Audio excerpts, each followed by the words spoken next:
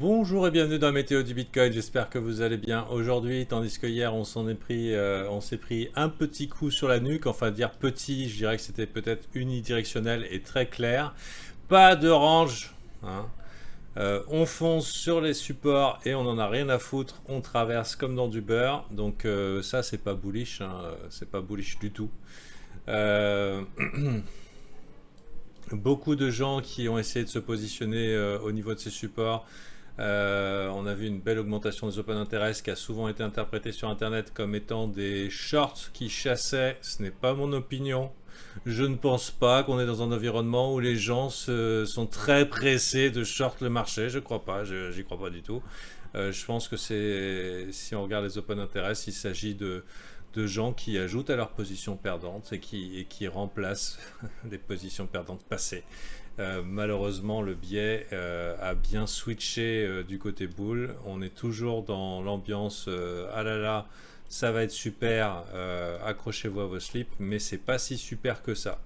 Alors maintenant, si vous vouliez participer à ce mouvement haussier, vous dites ok, on a fait des plus hauts sommets, plus hauts creux, on a cassé ici ce range, et que vous dites ok, ben maintenant c'était l'occasion d'acheter le dip, oui, et même là, et je dirais que cette bougie là malheureusement euh, est inopportune. C'est pas du tout le genre de bougie qu'on aurait voulu voir pour dire qu'on était dans un bull market et qu'on reprend le bull market. On aurait voulu voir la bougie totalement opposée en fait, hein. Une belle bougie verte qui nous fait tout simplement un tag de week off. Tag de week off, ça veut dire une structure haussière comme ça, on reteste la ligne de coup et on se barre. Et comme je vous avais dit la dernière fois, même pendant pas mal de temps, si on a un test ici de la ligne de coup et que ça repart et tout, la bonne nouvelle c'est qu'on peut gérer facilement notre risque. Ça ne veut pas dire qu'on a une forte probabilité de win, enfin normalement si. Normalement on a environ 60% de win je pense, facile, surtout en unité de temps daily ou weekly. Mais l'avantage c'est de se dire ok, après le retest, si on part à la hausse, normalement c'est facile de gérer son risque pour la bonne et simple raison que si jamais on pète ici, eh ben on continue à refaire des plus bas sommets, plus bas creux. Et du coup, ça indique qu'on est en train de repartir à la baisse, que peut-être on est toujours dans un range et que c'était une déviation du range, et ça c'est dans le meilleur des cas. Parce que maintenant, il va falloir sortir de ce range. Ça veut dire que le range, on est revenu dedans. On a fait une déviation et potentiellement une bonne opportunité, la dernière opportunité de short dans un modèle. Alors, dans le meilleur des cas, on en ressort. Donc maintenant, le problème, c'est qu'on a des nouvelles zones de résistance. C'est les résistances passées qui sont réactivées. Celle-là, résistance, et celle-là, résistance par rapport au coût de ce M ici. Parce que tous ceux qui, depuis le 26 mars, se sont positionnés long sur le Bitcoin sont actuellement des acheteurs coincés. Et ils font résistance. Et il va falloir traverser ça. La meilleure chose qui puisse nous arriver, c'est qu'on reconquiert ça. Putain, j'ai un problème avec ce mot, mais c'est pas grave. On se comprend. Il faut qu'on refasse un plus haut sommet. Et du coup, on inscrit dans ce cas-là une belle structure de marché haussière, long terme, visible par le monde entier. Parce que oui, le monde entier s'intéresse au marché des cryptos. Il n'y a pas un trader d'indice qui tous les jours ne sait pas ce que le Bitcoin va faire. Parce que maintenant, on en est là. Ça fait partie du monde financier. Donc le problème, c'est qu'on a maintenant ces résistances ici et cette résistance ici. Et il va falloir être vachement attentif au niveau du rebond si on a un signe de faiblesse par là ou un signe de faiblesse par là, parce que ça sera peut-être notre dernière opportunité de sortir proprement.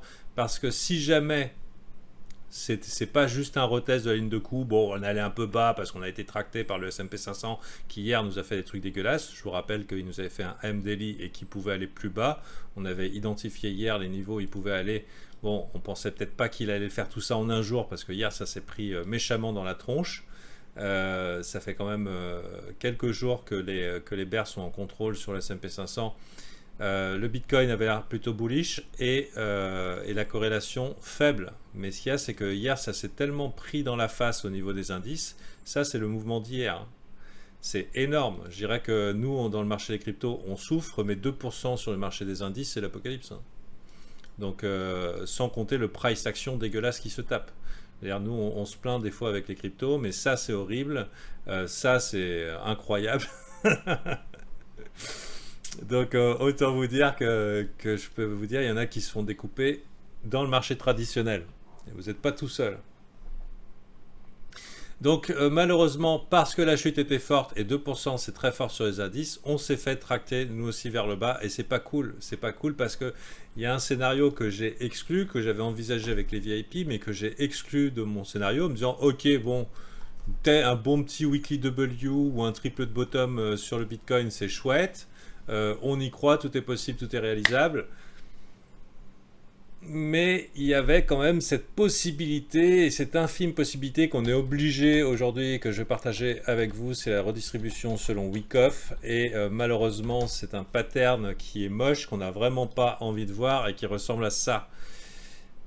Et malheureusement, c'est une possibilité. Voilà, on va... Tiens, c'est un tweet, je ne savais pas.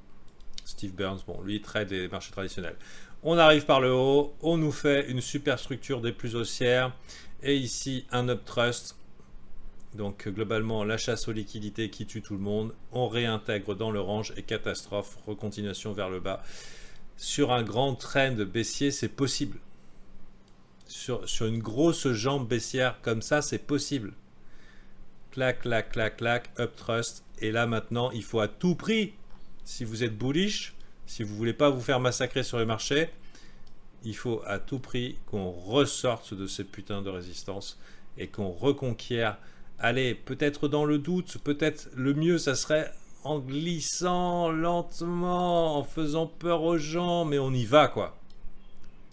Si on repart pas conquérir là-haut, il y a des fortes chances maintenant qu'on aille chercher ceux qu'on a oubliés la dernière fois, ça veut dire là.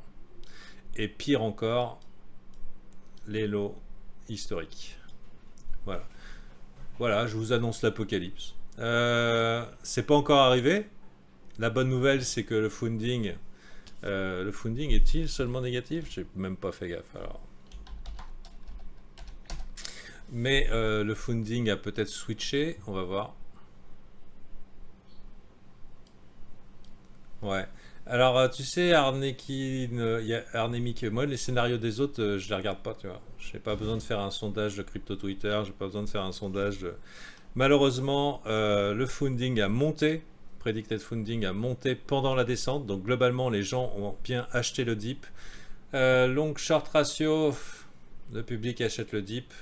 Depuis le 1er avril, les gens ont switché bullish, que les longs ont commencé se sont accumulés et que pendant la descente, on est en train d'accumuler du funding positif. C'est pas bon du tout.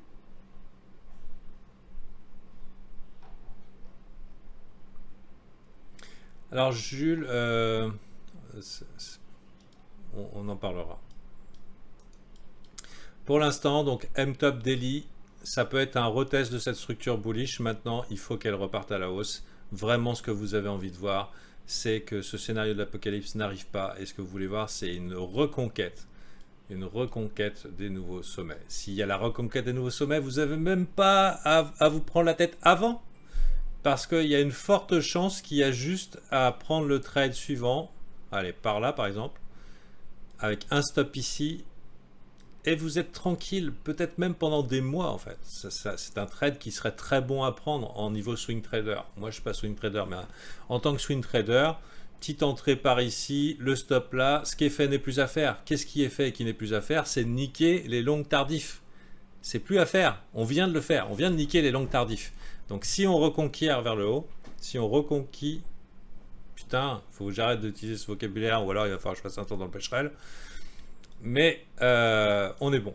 Mais malheureusement, j'ai bien peur que le suivant ayant switché et que les gens ayant beaucoup de mal à changer de biais rapidement, eh ben, risquent d'acheter tous les dips à la moindre consolidation et ajouter malheureusement à la catastrophe. Voilà. Dernier délai, je dirais que si on ne voit pas une réaction dans les 39 000, c'est catastrophique. Si on voit... En fait, c'est déjà pas bien. Mais si on voit pas une réaction ici, là, parce que 40 000, c'est un chiffre rond psychologique. 39 000, les gens, je pense, ils vont péter un câble parce que c'est moins de 40, donc chiffre rond psychologique. Donc il devrait y avoir une grosse panique au niveau du passage à une nouvelle dizaine. S'il n'y a pas une réaction forte à ce niveau-là, c'est globalement foutu là pour les cryptos. Continuation du bear market, c'est mon avis. Après, ça serait même pas gagné si on va jusqu'à 39 000 parce que ça veut dire qu'on perd vachement du terrain quand même. Et il y a des chances qu'après on rebondisse comme ça, qu'on se retrouve à heurter les résistances et ensuite qu'on dégueule. C'est pas chouette du tout pour les cryptos. C'est pas chouette du tout. Récupère, ouais, c'est pas mal, récupère. Merci Parapol. En tant qu'illettré, j'apprécie l'astuce. Ah, c'est bien reconquiert. Merci Sérieux Sam. Si, on reconquiert. Ok, merci. Alors, Jules, je vais répondre à toutes tes questions après, t'inquiète pas. T'inquiète pas. Voilà. Je vous indique que dans 3 jours, tic-tac, tic-tac, mon service augmente. Dernière occasion de venir du bon côté, de miser sur vous. Je suis sûr, et en tout cas, non, j'en suis pas sûr, mais si vous êtes de ceux qui ont perdu plus de 45 $ dans la descente là, à mon avis, vous devriez quand même réfléchir, parce qu'il y en a, c'est pas 45 $ qu'on perdu, tu peux multiplier par 100, tu peux multiplier par 1000, ça serait pas mal quand même de se former avant que le prix augmente, et ne serait-ce que venir voir, est-ce que c'est vrai ce qu'il raconte, machin. Ça fait des années, je vous dis, le trading c'est difficile. Si vous avez un coup de bol, prenez l'argent, fuyez, mais si vous ne formez pas, si vous décidez pas d'apprendre à agir comme des pros, à esquiver les pièges, c'est malheureusement c'est la case rectage à la fin. Fuyez pauvre fou, exactement. C'est Gandalf qui vous dit fuyez pauvre fou, take the money and run. Hein. Donc si le marché t'a fait du bien en 2020 et que tu vois que c'est vraiment très très très dur et que tu veux pas te former, fuyez pauvre fou. Allez, en attendant, c'est ouvert à 45 $ et l'abonnement si c'est sans engagement, mais si vous le laissez activer, simplement vous garderez toujours ce prix là, donc c'est très avantageux si vous avez envie de rester dans mon groupe. Sur ce, je vous souhaite une bonne journée. En ce qui me concerne, j'ai pas envie d'en découdre tout de suite. C'est ce que j'ai dit au VIP. Ça veut dire quoi? Ça veut dire que j'ai pas envie de call le bottom tout de suite. J'attends de voir. Le marché n'est pas facile, les conditions sont pas faciles. Le FOMC hier a pas dit que ça allait être facile et que ça allait être super. Malheureusement,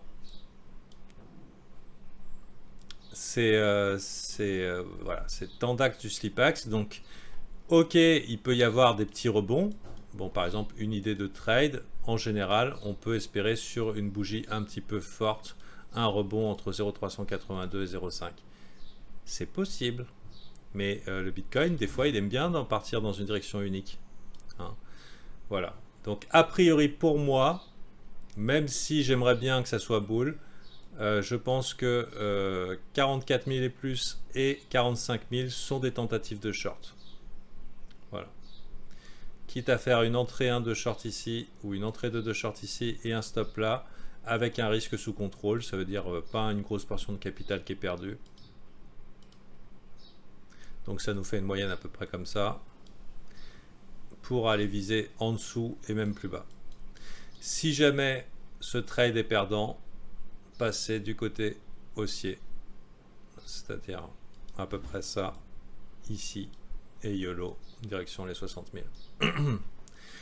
Voilà un petit peu 2 idées de trade avec des niveaux, et pour le reste, à mon avis, ok, il peut y avoir du rebond, il peut y avoir du fort rebond sur les alts, c'est liquide les alts, donc peut-être profiter du rebond pour, s'il y en a un, pour alléger sa position, mais pour l'instant, on nous mène la vie dure, clairement. Sur ce, je vous souhaite le meilleur, je vous souhaite une bonne journée et je vous dis rendez-vous demain.